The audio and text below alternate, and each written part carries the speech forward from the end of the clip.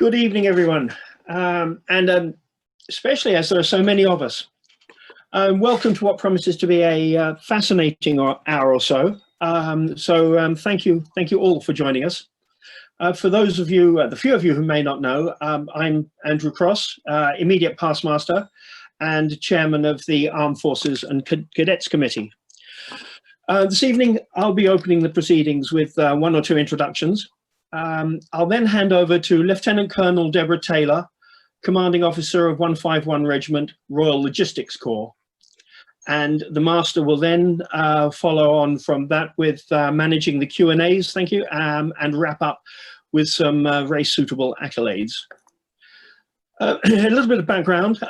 Affiliates have always played a very important part in livery in general, and we, the marketeurs, are particularly proud of and grateful to our affiliates and the roles they play. For many years, our company has maintained strong links with 151 Regiment, the Royal Logistics Corps, and it being our first ever military affiliate. The RLC, Royal Logistics Corps, are the Army's professional logisticians, and they keep the field army marching, they keep the helicopters flying, the vehicles moving, and its tanks and guns firing, by supplying everything that the army needs wherever it is deployed throughout the world. So you can imagine it's a global brief. 151 Regiment is one of 11 reservist regiments of the RLC and London's only logistics regiment. However, we have never been more proud of the association with our affiliate regiment 151 than we are right now. Given this troubling time, we are having to adjust our lives one way or another, and that's all of us have to adjust our lives, but none more so than the soldiers in the regiment who are volunteering, and they're giving up their time and working tirelessly to help us, to help keep us safe and to protect us from this awful virus. Tonight, Colonel Debs has kindly offered to give us an update on the situation as it stands right now, and I should imagine it's been changing ever since I first thought about what I was going to say. So I look forward to that. And she'll give us an insight into the regiment itself and their activities over the past months. Colonel Debs, having served as a regular in the Army for 18 years and more latterly as a senior officer at the Sandhurst Royal Military Academy, transferred to the Army Reserves in 2015. She took command of 151 in October 2019 and has now a well-deserved reputation of leading from the front. In December 2017, she delivered Women 100, a celebration of 100 years of women in the British Army, which I think we all agree is a major feat in itself. After the discussion, Colonel Debs has offered to take questions, which the Master will monitor. So it's thinking caps on and some good questions, I hope. I've said enough. I think we now have an insight into what's going to happen this evening. So I'd now like to hand over to Colonel Debs. Andrew, thanks very much. And thank you, marketeurs, for having me this evening. It's always a great pleasure to be able to spread the word not only about what the Army Reserve do, but especially to spread it to our affiliated organisations. And I'm really proud of the affiliation that we have with the marketeurs. I believe it to be very special. And I do think both Andrew as a former master and indeed all the current team who are working on this tonight, I am really delighted to be invited along tonight. So thank you for having me. Next slide, please, John. I want to tell you about 151 Regiment and whether you've come across us before or whether this is the first time that I've had the opportunity or my predecessor has had the opportunity to brief you. I thought it was really important to give you some of the background of what we do, why we do it, and where we are. The Army Reserve is a very different organisation than it has been in the past. You will have known it in the past as the Territorial Army. We have moved forward leaps and bounds, and our integration now with the regular army is such that we are a large percentage of any war fighting offer that is required by this country. We are very diverse and we are very forward-looking. We work extremely hard to make sure that our regiments are representative of the demographic, and for us in London, that is truly a very diverse offer and group of people. We are able to recruit all round London, and I'll give you a bit more detail in that at the moment. But it is really important to understand that the Army Reserve is very reflective of our society. It covers a great spectrum of those people who wish to volunteer and do something perhaps a little bit different with their time. And I think in this particular time of COVID-19, when we've seen how much people do wish to give of their time, it's a really interesting prospect to look at how we use volunteer services to enable better facilitation of what the country needs in a time of need. As Andrew has rightly said, we are part of the Royal Logistic Corps. Our motto is "We sustain," and therefore anything to do with the supply and distribution of goods to the rest of the army, or indeed to the rest of any force that we are supporting, comes under our remit.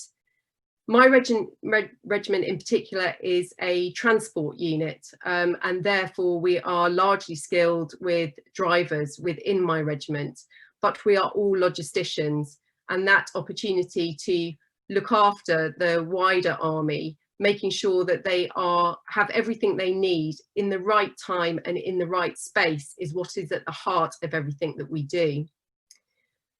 My main support as a regiment is to 101 Logistic Brigade. It's easy to give lots of terminology and speak a language that is very defence-centric in this, but to give you some idea, 101 Logistic Brigade is made up of the Royal Electrical and Mechanical Engineers, the Royal Logistic Corps, and the Army Medical Services. These three types of regiment come together to give the whole plethora of support that is needed to the wider army. And there are 3 different logistic brigades in the British Army at the moment. 101 Brigade is the largest logistic brigade, and I serve alongside a number of other reserve regiments and a number of regular regiments, all in the same space, giving that support. Each of the reserve regiments are paired with a regular regiment, and I have a real honour in being paired with the only Gurkha Logistic Regiment in the British Army. That's the Queen's Own Gurkha Logistic Regiment. They are a unique regiment in that the greater percentage of their workforce is Gurkha. It's recruited from Nepal, and they again bring a very diverse aspect to working together in a team, and therefore the inclusivity and diversity of our team is broadened once again. We are equipped with the latest of the logistic transport fleet. At the moment, we are just waiting for that fleet to arrive with us, but the type of vehicles that we use give us a huge amount of what we call lift. That's the facility to be able to simply lift goods, resource, and move it from one place to another.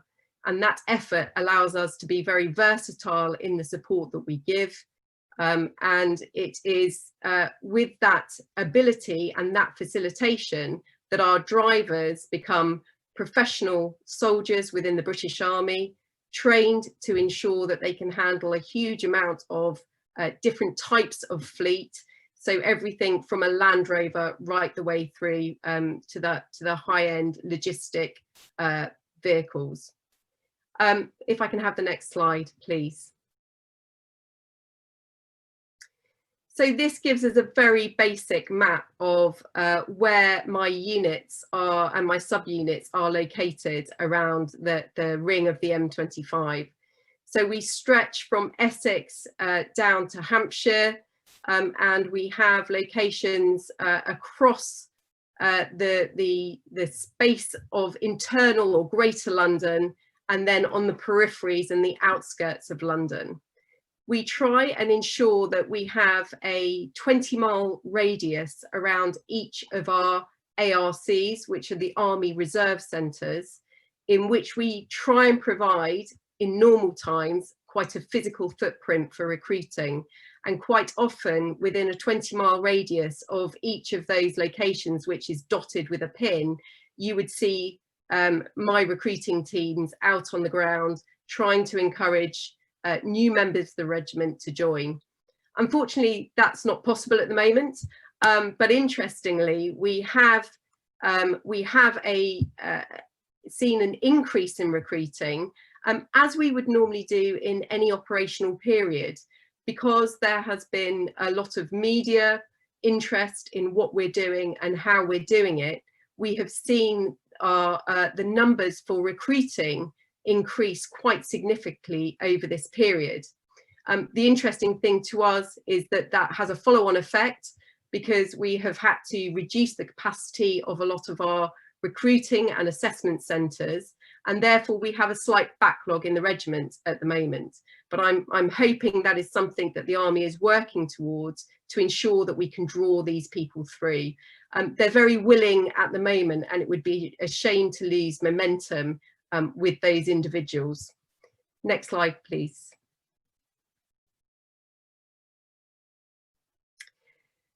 So I'd like to talk a little bit about how we do what we do and why we do what we do. When I first joined the regiment, I felt it was clear that we had to talk to our soldiers about the simple way the way in which I wanted them to conduct themselves. And I wanted to make it very clear that there were the level of professionalism that I wanted to achieve was all about excellence.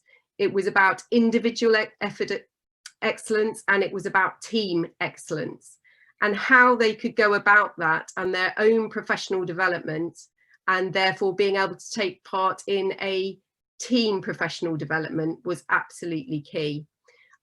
We take care of a lot of their professional development with in-house training, but as you can imagine, for volunteers that train largely on during one night of the week and one, maybe 2 weekends a month, it is difficult to drive some of that. What has been really interesting over the COVID-19 period is the amount of flexibility that we've been able to offer and the different learning opportunities, and therefore taking advantage of some of the virtual or distance learning has certainly increased the professionalism in 151 at the moment. I want all my soldiers to take pride in what they do. Knowing what it is they do and why they do it often gives them a level of pride which is quite understandable when they can see themselves reflected in today's society, getting out and being some of the volunteers that are there. But it is one thing to understand that pride and to be able to achieve it on a regular basis. And that's what's been really pleasing about the COVID-19 period, is that the media reflection of what the military are doing has been very positive. In the past, and I'm sure many of you will recognise, sometimes we've had a bit of an uphill battle with some of the media reflection on British Army service. Sometimes we haven't always covered ourselves with glory, and some of the media has reflected and taken individual cases and made a huge amount out of the negative. But actually at the moment there's a huge amount of positive, and taking that and taking it that one step further, which equals the pride, has been an interesting journey over the last couple of months. Next is passion. I try and reflect to the regiment regularly that you need passion to enable you to do this, along with all the other things that we ask our reserves to do. And we do know that it's a daily battle for most of them, whether that be family, their civilian profession, or whether it just be simply that they belong to a sports club or they have a hobby. We have to make sure that we give them the opportunity to be passionate about what it is that they do.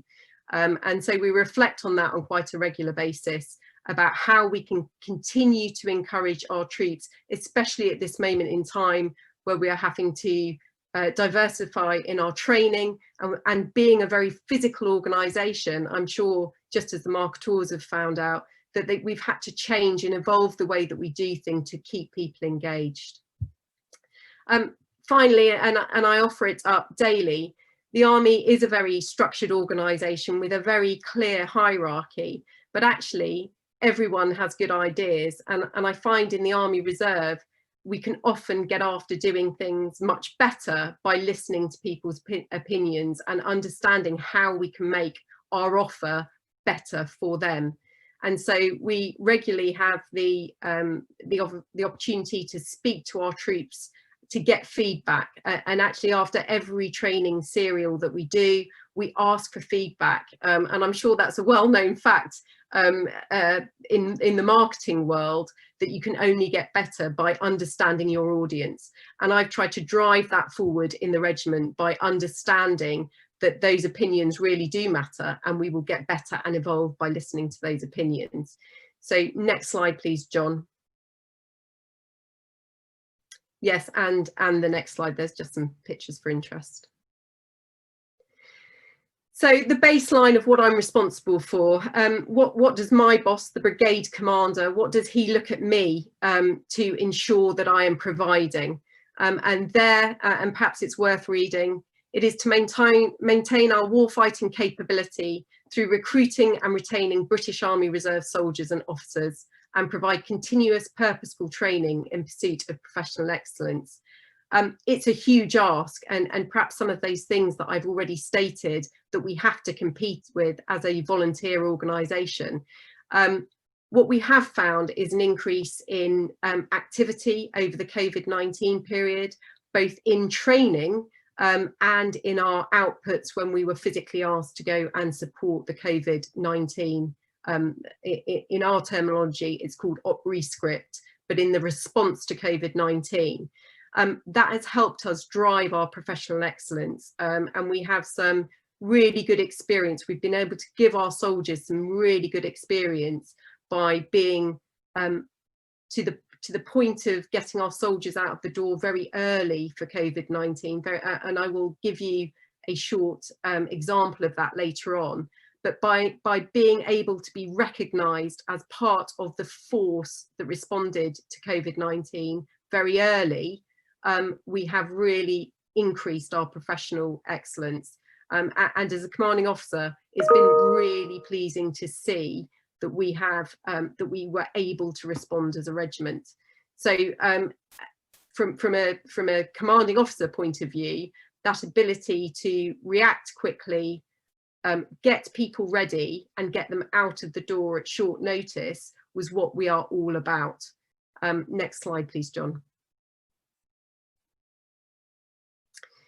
We have 4 different remits, and you will see that the top left representation there as something we have been doing in this recent times. That is a picture taken from one of my troops, which were down in Maidstone, supporting the COVID response. But we have a number of other roles, and we are responsible as an Army Reserve to respond in times of need, national times of need and international times of need, depending on what the requirement is. And whether that be something that sits around the United Nations and the prevention of conflict. And to give you an example, we currently have reserve soldiers who are serving on the Green Line in Cyprus. And that is the division between Cyprus and Turkey. In Cyprus, which is the division between North and South, we have a constant force that is in place as part of the UN force that is there. And at the moment, the British gap is being filled by reserve soldiers. And again, it's really pleasing as a reserve commanding officer to see reserve soldiers being used in that way. Dealing with disaster. So from both my regiment and other regiments around the UK, specialists were chosen to go and deal with the floods and the tornado damage that happened in the Caribbean in 2018. There was a huge logistics and engineering response to that, and reserves were used for their specialist skills to go and facilitate in that country to get over the main part of the disaster and help the country rebuild. And finally, you will all recognise the bottom right-hand box there. We have been involved in every major operation that has taken place in the last 40 years. The two most recent ones are those operations which took place in the Gulf, in Iraq and Afghanistan, and perhaps a little bit more about that later on. Next slide, please, John. And this slide just represents some of those, the medals that you may see on the chests of some of my reserve soldiers. There is everything from former Yugoslavia, Kosovo, Iraq, Afghanistan. You will see soldiers who have the General Service Medal for time perhaps spent in Northern Ireland. And we have also had soldiers involved in places such as Sierra Leone. So a number of medals across the regiment, along with the normal honours and awards, those such as the MBE or the Queen's Volunteer Reserve Service Medal. Interestingly, our unit was also heavily involved in Olympics, which is not a terribly well-known operation, but it is in the very recent memory of lots of 151 Regiment. It is something that 4GS, as a government contractor, could not supply the whole gambit of support to the Olympics, and therefore the armed forces were called in. In particular, 151 Regiment was used because it was a London-based regiment and therefore easily able to support the Olympics, and they were given a number of tasks which sat around both security and logistic support to support the Olympics. So it's really interesting, the wide range of and the types of operations that the regiment get involved in. Next slide, please, John. So with what do I do it with in my regiment, and what enables me to give logistic support to the British Army? Well, I'm actually established for 403 members of the Army Reserve, 33 members of the regular army to support me, and 20 full-time civilian staff. Of that, you'll see the column on the right-hand side, which represents what I've actually got at the moment. So the regiment is not fully recruited. We're just over 40 under-recruited, and that we have slight gaps in both our regular and our civilian workforce. But actually, and interestingly, we are still able to support, if the call were to come, for the remit that we are called for by the brigade in times of emergency. We are still able, with the 360 that we have at the moment, to provide at least the first rotation of what is required. So we are working hard to try and close that gap, and my recruiting, as I was talking earlier, my recruiting is pushing really hard at the moment to ensure that we are moving forward and moving people through the pipeline. And again, we are in partnership with a government-sponsored contract with Capita. They provide our recruiting, the digital platform for Army Jobs, which is where all new recruits are faced towards as they look to join the Army. They have to go onto the digital platform, work their way through a number of digital forms, and then they get the opportunity to speak to somebody in the Army. As a former Army recruiter, I would say, although it is a workable system, I think nothing beats talking to somebody who has had the experience and somebody who lives the experience in green. And as soon as is practically possible, I try and ensure that we have somebody who is wearing the uniform, talking to those recruits as soon as possible to make sure that they are fully on board with what our system is. My fleet of vehicles that I should have in the regiment at the moment, we have various different types of Land Rover which support our what we call our C2, so that's our command and control. It supports how we organise and manage our troops when they're on the ground, and it provides us with our comms platforms so that we can talk securely amongst each other on the various comms platform, comms systems that the Army has. Just going round in a clockwise direction, of course we have minibuses to move people around, but actually, and interestingly, that's yet another type of licence that our professional drivers need to ensure that they are safe to carry passengers. The picture then underneath that at the 4 o'clock position, that is one of our 6-ton SVs, just making sure it is, I apologise. It's one of our drops vehicles, I apologise. One of our, it's a racked system which allows the load on the back to be automatically dropped onto the ground. At the bottom there, when we don't have the availability that we would like of the green fleet, of the military kit, then our drivers can transfer their skills, or they bring their civilian skills with them, and they can move straight into civilianized vehicles that we can hire in. We take them up from trade. So if we have a lift gap that we are not able to support because the Army is going through a major change programme at the moment, and we are waiting to get a number of the vehicles in the regiment as they come into the Army. We're waiting for the fielding plan for that.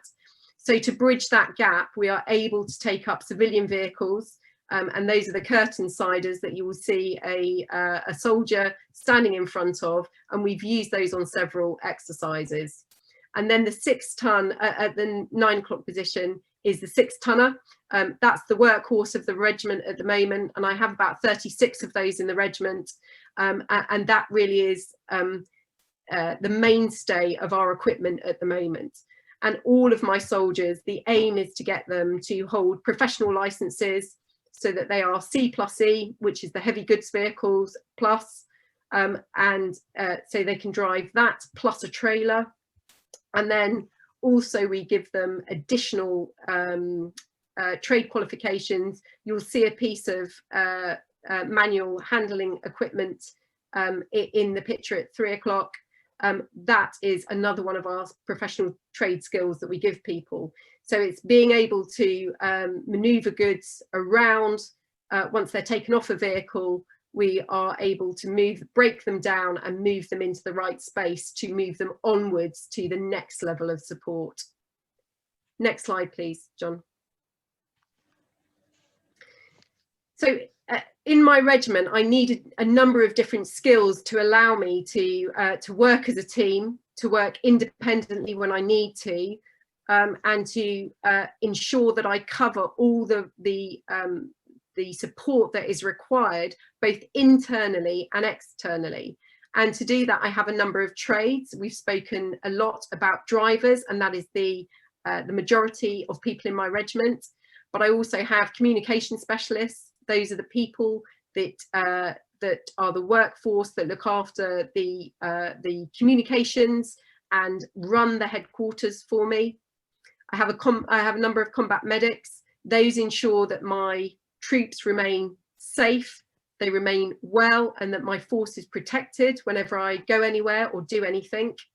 I have a number of military clerks. They are there to provide the administration, and as you can imagine, there's a huge amount of administration that goes behind mobilising a regiment and making sure that they have all their military paperwork in place, that they are in the right place at the right time with the right information, and that information is well recorded on all the military systems. And the clerks have, as you can see in that picture, ruggedized communications devices and IT, which they can take with them into the field and make sure that we are all well looked after from a bureaucracy point of view, as well as being that we can look after ourselves from a physical point of view.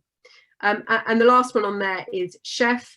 I have some fantastic chefs in the regiment, and just to share a small interest story, one of my chefs, who was a regular soldier and a chef, then left and has done some training with one of the Michelin starred chefs, and now comes back to my regiment as a volunteer. His day job is the provision of meals on the private jets that fly out of Farnborough Airport, but in his spare time he is a chef in 151 Regiment. So you can imagine the provision of meals that comes from that particular chef is outstanding. And Leslie, I know that, and Andrew, I know that you've shared a meal with us in 151 before. We really can pull out all the stops when is required with our military chefs. They are a really great group of people. Thank you. Next slide, please. I did want to speak more directly about what happened during COVID-19 and how the regiment were utilised. COVID-19 has been a difficult and a challenging time for lots of people, and we could perhaps in the early days understand that there was going to be something greater than a normal local or national response required. And very early on, the military were informed that their support for COVID-19 would be required. The way in which 151 Regiment were utilised is we had 4 distinct roles during the immediate part of the crisis. And if I can just take you back to March and the announcement that the country was going into lockdown, I might just bring back to you some of the conversations and what was being said at the time. That our NHS was in crisis, that there was a lack of PPE that was required for doctors and nurses and medical facilities to operate safely, that the NHS needed support in what they were about to undertake, and that there would be movement around the country to ensure that everything that we could do as a nation was in the right place at the right time to try and smooth some of the waters in what we knew was going to be a crisis. It is just worth saying at this point that the NHS knew that they had warning, and they knew that this was going to happen.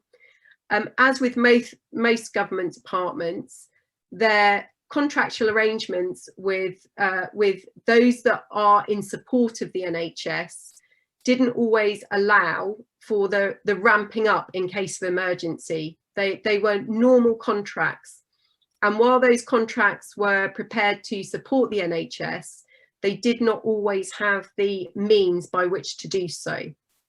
And so one of the ways in which the army were brought into support, and indeed one of the ways that 151 Regiment were brought into support, was to clear a supply, was to help clear a supply and distribution issue that sat around the NHS distribution centres.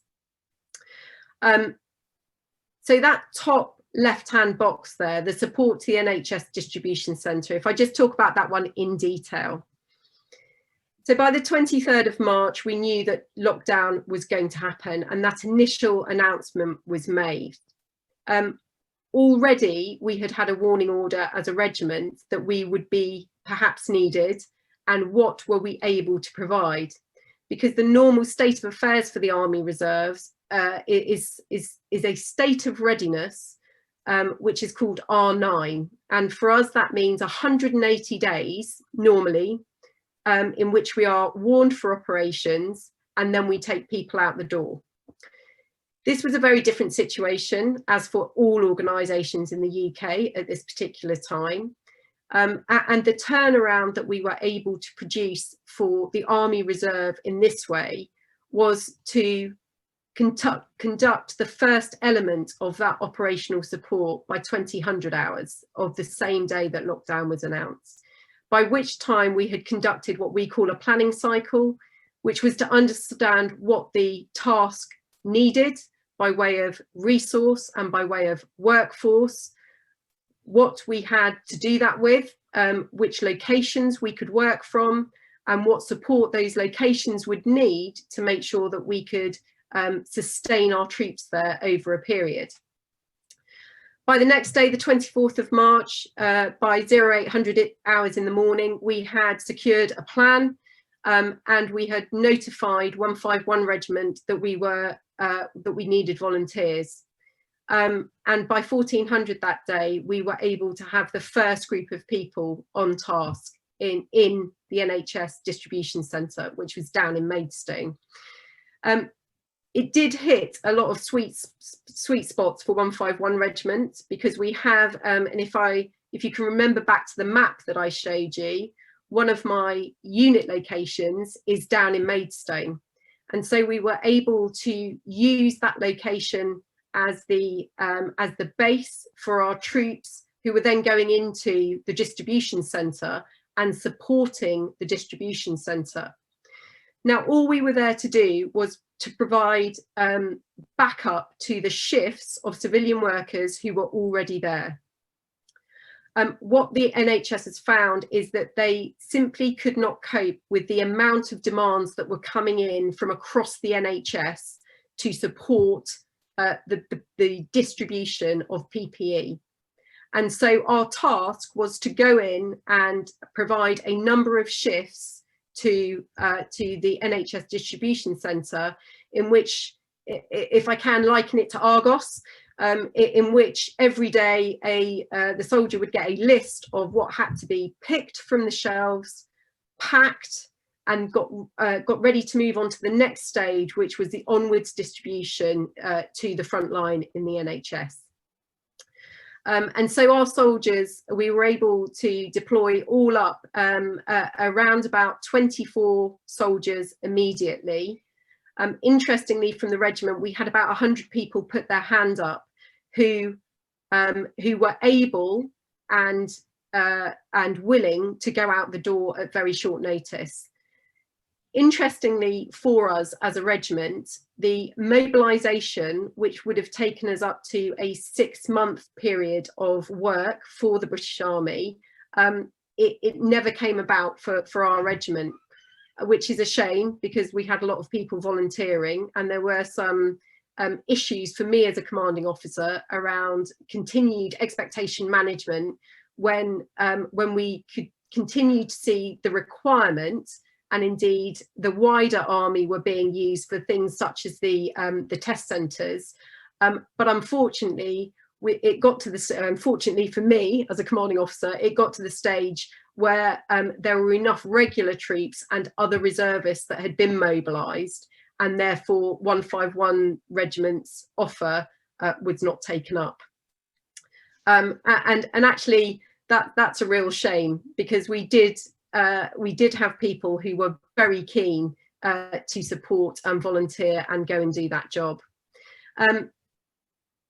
Right through from the 24th of March to the 11th of April, we provided continuous shift rotations into Maidstone to ensure that that demand spike that the NHS saw was reduced right down to the normal and manageable levels by the NHS contract, at which point we were able to hand that back fully into the NHS contracted hands, and we were able to withdraw the troops.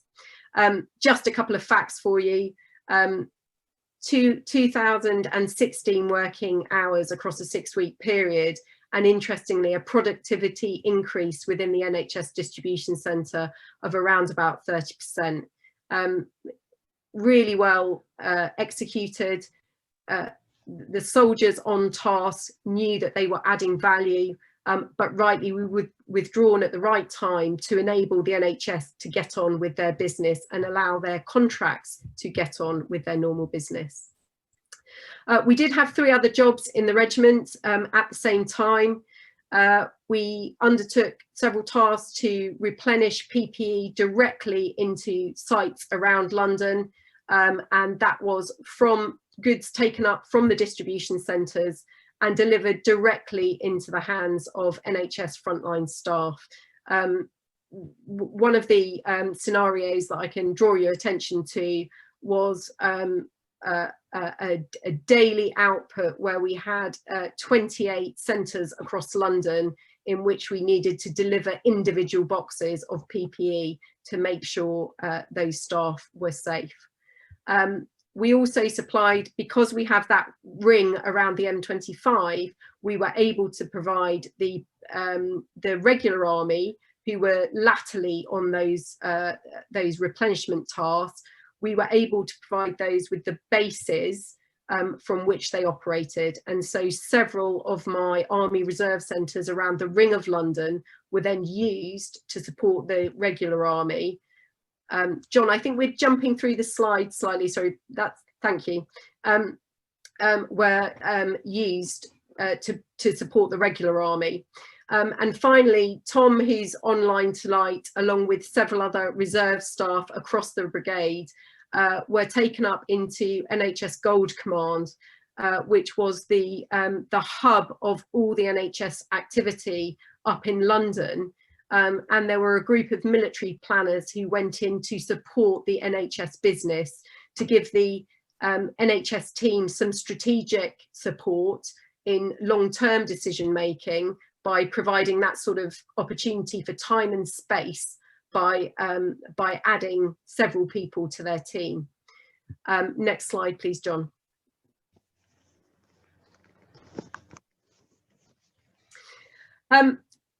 COVID-19 presented for me as a regiment a huge amount of challenges, which some of those I have already alluded to. Keeping people engaged was really important for me. As soon as I knew that mobilisation was unlikely to happen, I knew there would be an issue with expectation management in the regiment. And keeping those people who had put their hands up to volunteer, keeping them on that professional pathway to providing excellence. And therefore, there was a huge amount of change needed in the regiment in a relatively short period of time to flip our programme into a remotely and virtually delivered programme. And in the early part of COVID-19, we put a huge amount of effort into the provision of a full training programme. So we did not cancel any events, but we moved very rapidly into this online and distance programme. And those are some of the examples at the bottom of the slide there, some of the examples of the type of activity that we got after. On the left-hand side, we encourage people to undertake physical training regularly. We did that through a number of Zoom PT sessions, and that enabled us actually to reach a far wider audience than we would otherwise have along to our PT sessions. Before, it had been delivered in each of our subunits. So we had been dividing our resource because we would have to have had a physical training instructor in each of those locations to deliver a physical session. The bonus, of course, by delivering physically, delivering virtually, is that you can build all that resource into an individual lesson and get to a much broader audience. And so we've seen some real gains in that. And the bar chart at the top of the slide there shows the gains that we've made, the increases in the number of people that we've had attending, because we've made that training much more flexible. The middle box at the bottom is a real, was a challenge for us that I put to the regiment, in which we would normally undertake as a regiment a very physical, if I could sort of try and get you all to imagine a sports hall with a number of stalls in it, and each of those stalls would have 2 or 3 people on them, and they would be giving you some element of health or medical advice. So anything from smoking cessation to healthy eating and drinking to mental welfare, a whole gambit of health and well-being items that we would try and physically all draw together in one place. So very resource intensive.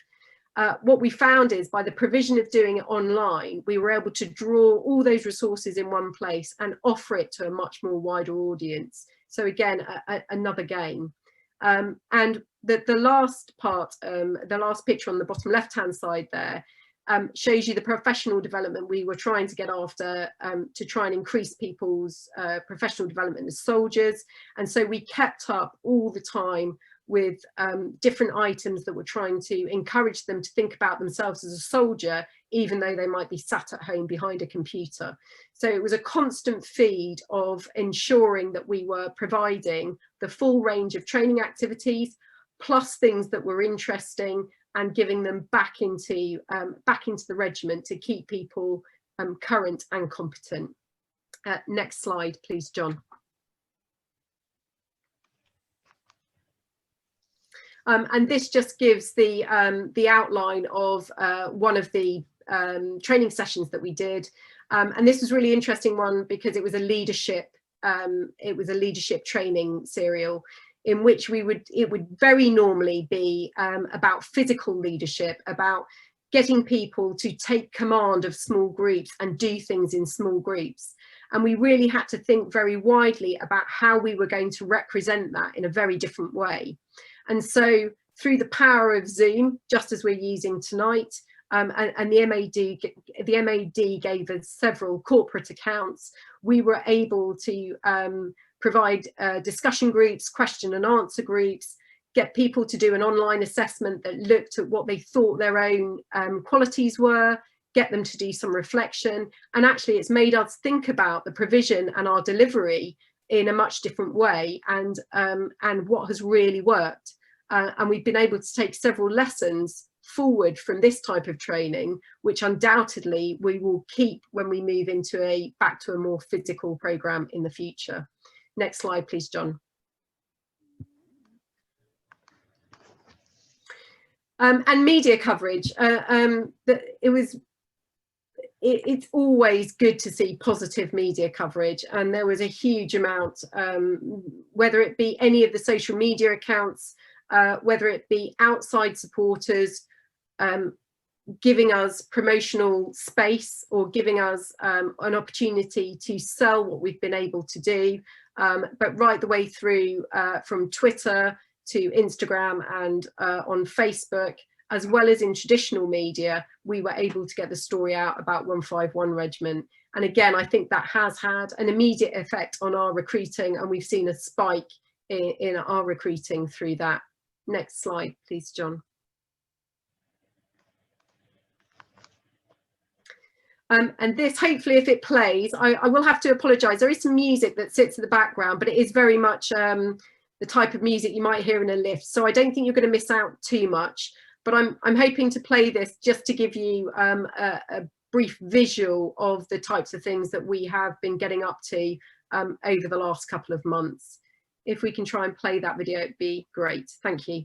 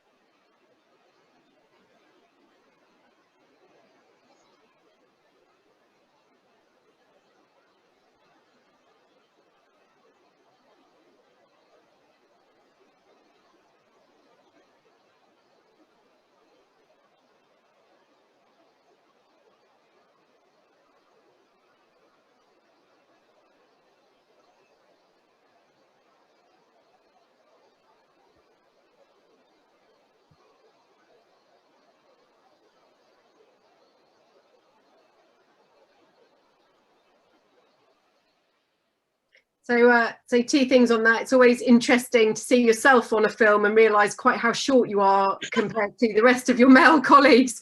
But actually, that brings about the very best of the physical training that we've been able to get after this year in a very short window that we had when the restrictions dropped right down, and we were able to deploy troops. We should have been in Cyprus, and of course that was cancelled very early on in the programme of events.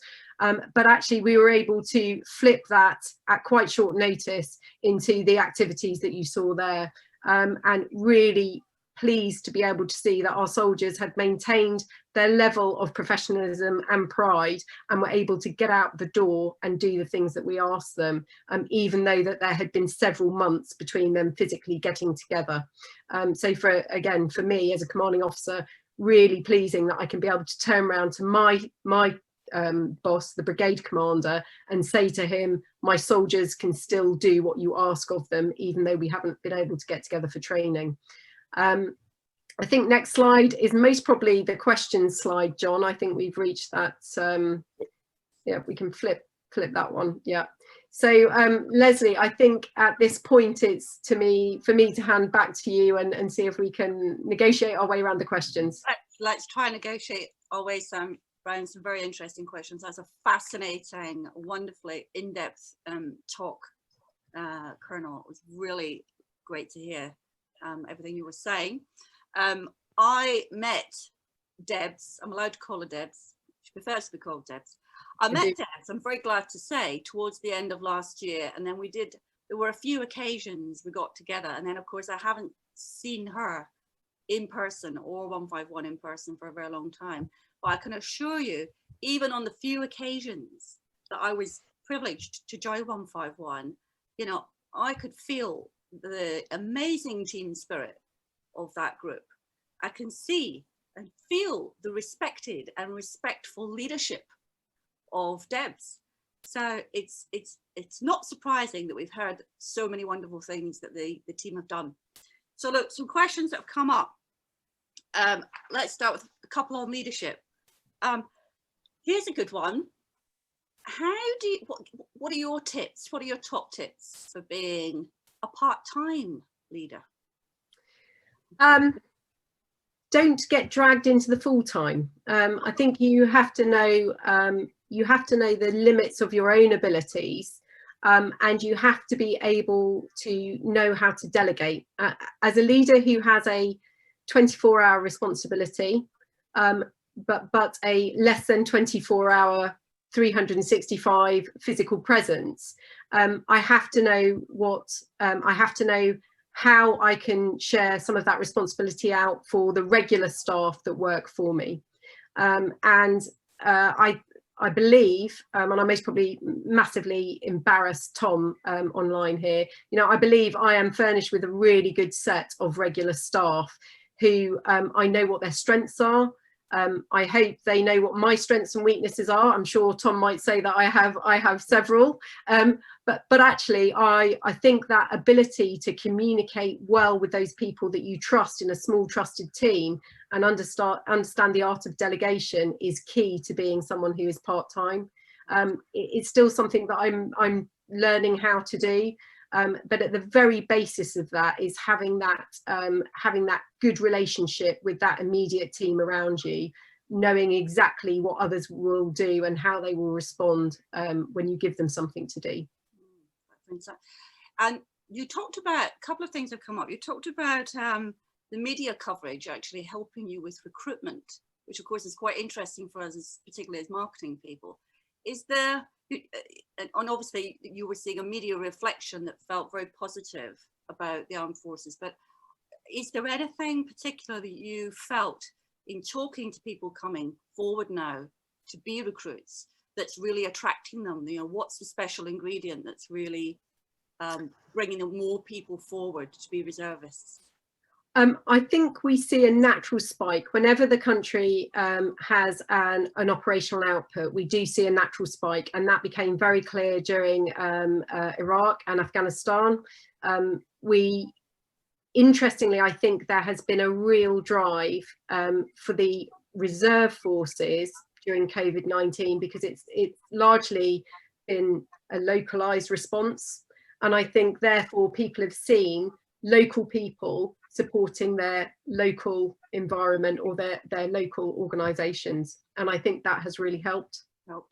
And sort of related to that, questions about the fact it is largely a volunteer force that you're working with. It's a group of volunteers, and you said something very interesting earlier on about how many people put their hand up for COVID response and wanted to get involved.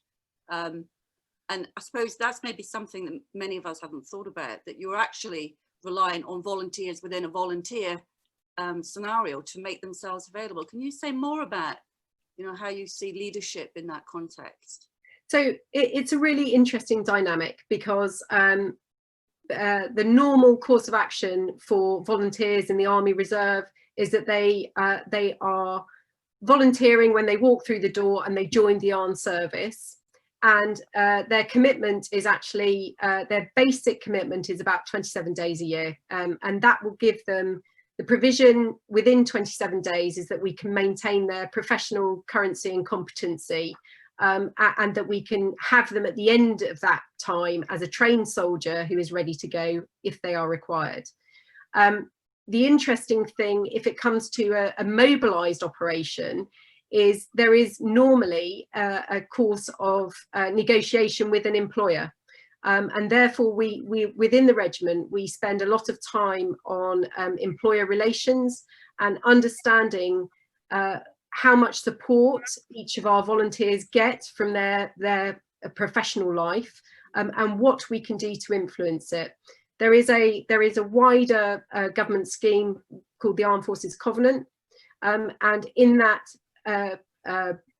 organisations, professional organisations and workplaces can sign up to say that they are in support of the army and of the reserve forces, at which point they give a whole range of support to people who are in the reserves.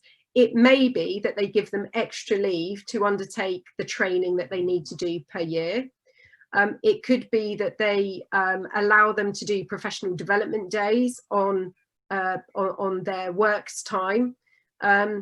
It could be that they support them to go out of the door without the government telling that organisation that their individual is in the Army Reserve and they are going to go. Some employers, and normally large employers, are very supportive. And I can think of several around the country, AWS, Amazon, the AA, Transport for London, other government organisations, Dell, several in the defence sector, who are all hugely supportive of the Armed Forces Reserve. There are other perhaps smaller employers who it is more difficult to be supportive, because if you lose one employee for a period of 6 months on deployment, that might have a huge impact on your business if you're only employing 4 or 5 people. So what we try and do is maintain employer relations and make sure that any of the supporting organisations know what we're doing, when we're doing it, and we give them as much notice as possible. So what you're talking about is you really need a very broad base of support in society to enable your people to do what we need them to do when the chips are down.